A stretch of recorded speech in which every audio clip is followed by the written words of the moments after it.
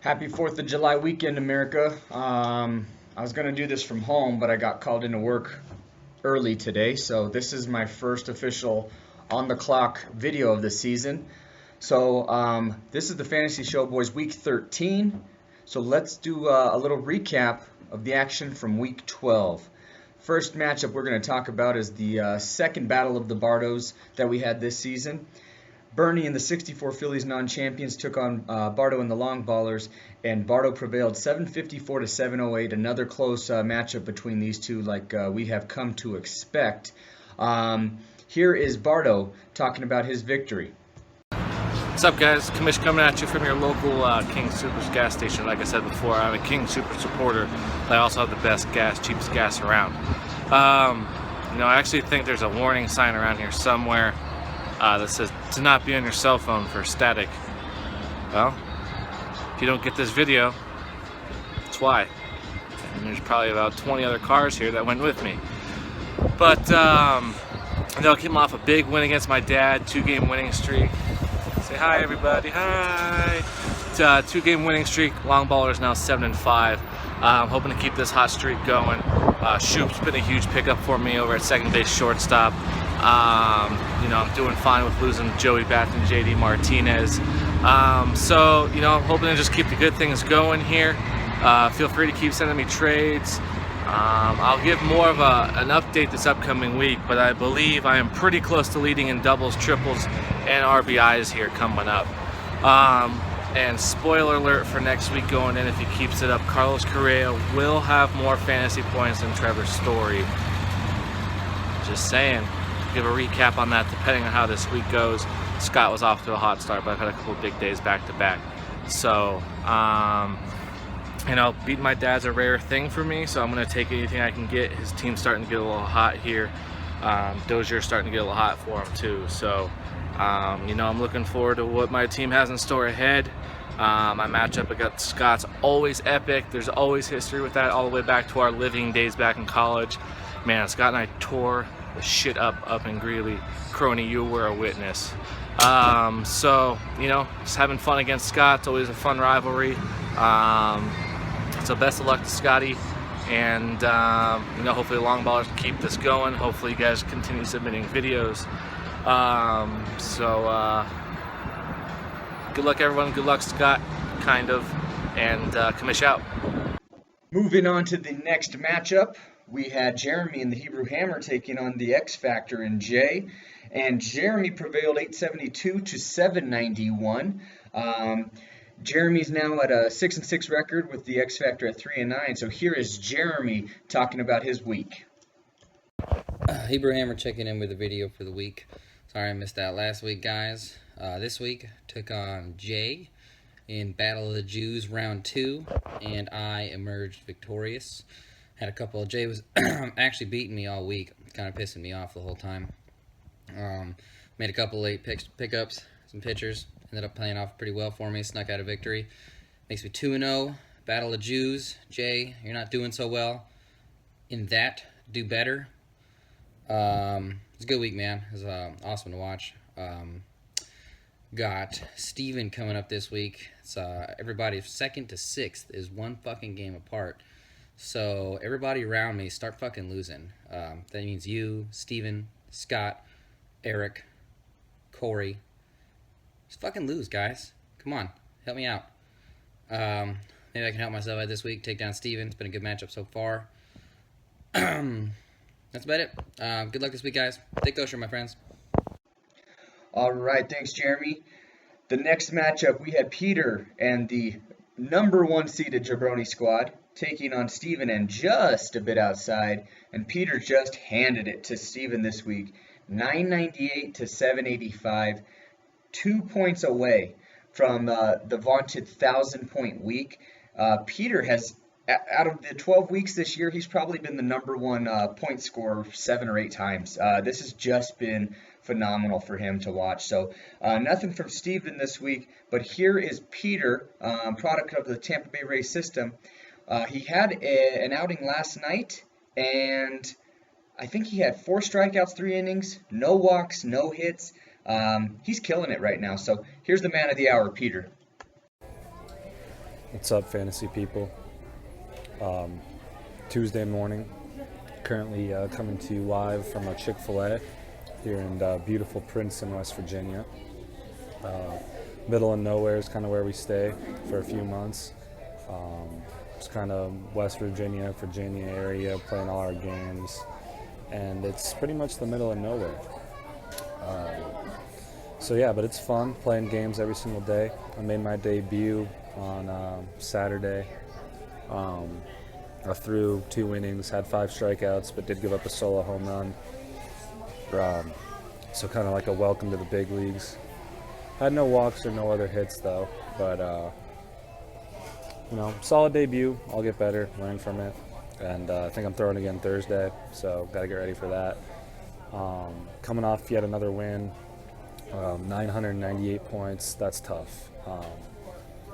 I'm just trying to find something to complain about because 998 is 2 away from 1,000. It's tough. Always want to get that 1,000 points, and coming up 2 points short is, I was a little bit pissed off, when you get that close. But hey, it's another win, and really I'm just trying to find anything to complain about right now because my team's been doing so well. Pretty much was a total team effort this week. Everybody contributed across the board. Segura, I think, was my leading scorer thanks to the Rockies pitching. But other than that, Stanton starting to heat up. I think he got like 60 some points, which is a good sign. If he heats up, I'm gonna be solid. Wilson Contreras, added him, did really well.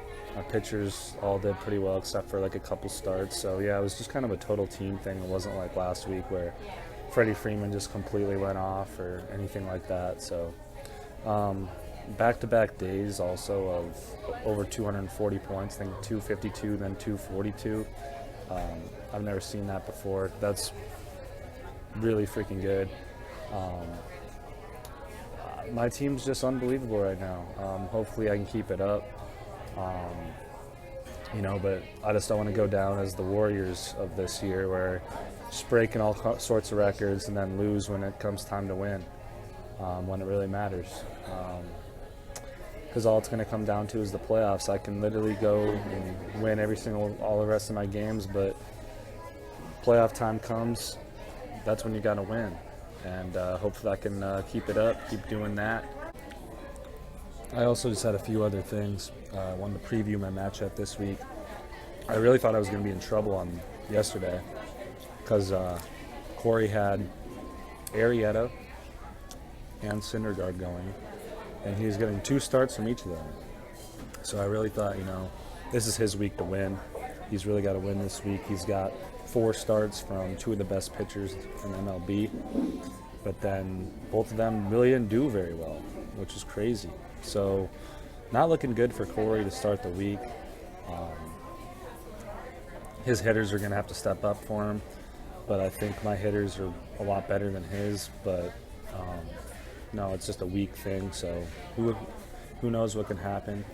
But I really think Corey needed those 2 starts to start the week and get up by a lot of points, and it ended up going a complete 360 of that, and me being up big when I had 1 pitcher and he had 2 of the best going, and I think I have like a 60 or 70 point lead already. So not the start that Corey wanted, but it's a long week. Another thing, Steven, I know you knew you were going to lose the last day, but you only used 6 pitchers, and the tiebreaker for the playoffs is total points 4. So, and I mean, when it's so close and it's going to come down to the last week and it could be tied, what are you doing, man? Use your pitchers.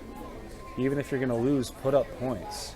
That's the goal. I mean, if somebody's having a killer week against you and you're going to lose the game, try to put up as most points as you can anyway in case you run into that tiebreaker situation. I don't really know what you're doing there. You got to use your pitchers, and you got to put up the most points as you can. So I don't know what you're doing using 6 pitchers. I think everybody should use 8, especially the guys that are close, need those points. I'm looking forward to seeing who's going to play me in the playoffs. I think I've pretty much got this wrapped up. So it's going to be a dogfight to see who gets in. Kind of weird. Everybody's playing playoff games. I'm just kind of playing a bunch of games that don't matter. So I don't really have that like playoff atmosphere yet. It's really just I'm checking my team every day and relaxing. So we'll see. Good luck, everybody. All right, in the last matchup we're going to talk about this week, Scotty Martin taking on Corey. Wise Guys versus Home Plate Collision. This one was close. Scotty pulled it out 776 to 768. Closest matchup of the week by far. Let's hear from Scotty. Wise Guys checking in, as usual. Had much bigger hopes for this video, however, due to an extensive hailstorm that came through Arvada yesterday. I got to run over to my parents' house and actually help them get cleaned up with the hail and stuff. They had some damage, so sorry guys. The video this week was meant to have a lot more things. I'm going to push it till next week. I know it'll make up for it. Anyway, took out the core, won by 8 points. Thank God for Mark Melikonen. I told Eric when I drafted him, this guy is notorious for getting me saves when I need him the biggest on Sundays, and he did it again. Last game of the night, coming through with a save. I really didn't think it would come to that because usually Kershaw's lock on, and Kershaw had kind of a rough game.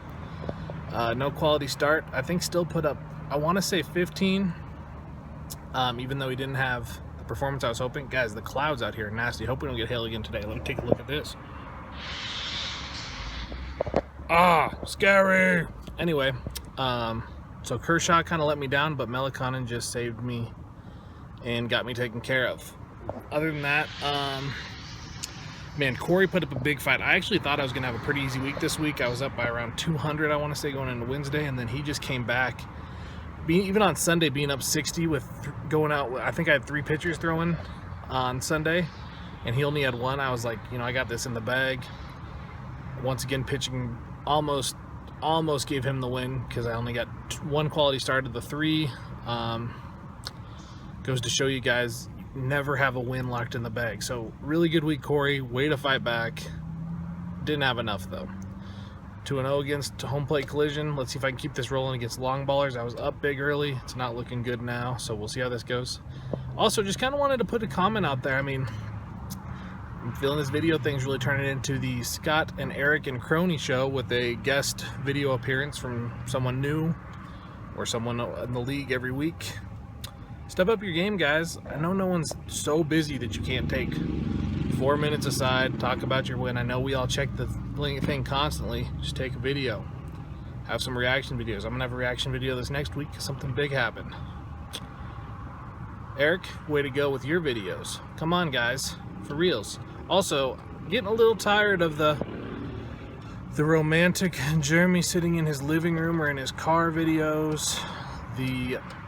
Let's see, Peter Coleman relaxing videos. Go out there, do something. I know you guys all live some fantastic lives. Go out and do something. Cronie, even you, dog. You can't just be sitting in front of the screen with Rufus. I can only see so much Rufus and gravy. I need some Cronie out twirling around with his car videos. Step up your game, guys. It's getting old. Wise Guys and long ballers are getting sick of carrying these videos. Wise Guys out. All right, that's it for week 12. Let's talk about week 13. Let's start with the previews. So, first matchup, we have the long ballers at 7-5, taking on the Weiss Guys at 6-6. Next, we have the X Factor at 3-9, taking on the 64 Phillies non-champions at 2-10. Battle of the basement dwellers there. Number 1 versus number 2 right now. I guess technically long ballers are number 2. We have the Jabroni Squad and Peter, 11-1, taking on Corey and Home Plate Collision at 7-5. And a matchup that I just absolutely love. This is my matchup of the week. Steven and just a bit outside, 6-6, taking on Jeremy and the Hebrew Hammer at 6-6.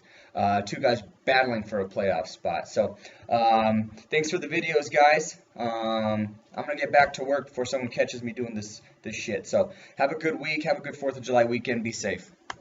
I got this one in the bag.